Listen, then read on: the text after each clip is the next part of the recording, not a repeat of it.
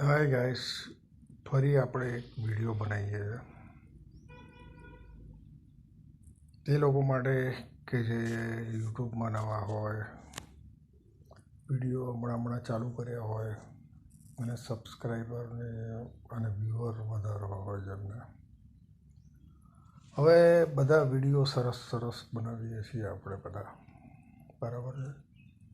પણ આ વિડીયો બનાવ્યા પછી આપણે જે ટૉપિક પર આપણે બોલતા હોઈએ છીએ ત્યારે આપણે અમુક લોકો ભૂલાઈ જતા હોય છે, પણ એને બદલે તમારા ટૉપિક પર બિંદાસ બોલો. ક્યાંક આ એક તમારું પ્રેઝન્ટેશન છે. આપણે નાના હતા સ્કૂલમાં ત્યારે કોલેજોમાં શીખ્યા હતા કે પ્રેઝન્ટ કેવી રીતે કરવું, સ્ટેજ પર કંઈક ડાન્સ કર્યો હશે.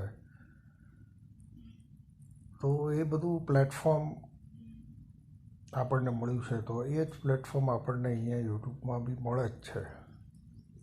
અને વિડીયો બનાવ્યા પછી આપણે બધું એને સારી રીતે ટેકલ કરીએ છીએ. દરેક વસ્તુ માટે આપણે પ્રયત્ન કરીએ છીએ. તો આપણી જાતને પોતેને પહેલાં તો એપ્રિશિએટ કરવી જોઈએ.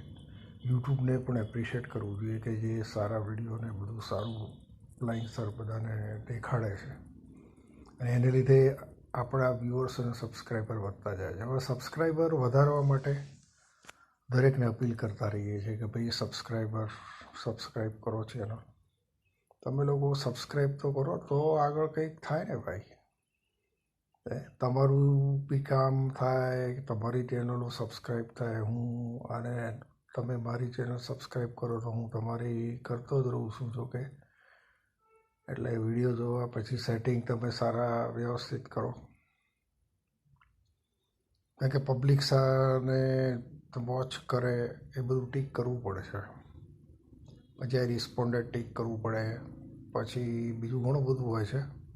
કેટલા વ્યુઅર્સ જોઈએ, કેટલા સબસ્ક્રાઈબ જોઈએ, બધું સેટિંગમાં નીચે જ હોય છે. એ આપણે બધું કરતું રહેવું પડે ભાઈ, કારણ કે આપણે આપણી ચેનલ ગ્રો કરવાની છે, રાઈટ. અને ગ્રો કરવા માટે દરેક વસ્તુ ઇમ્પોર્ટન્ટ છે.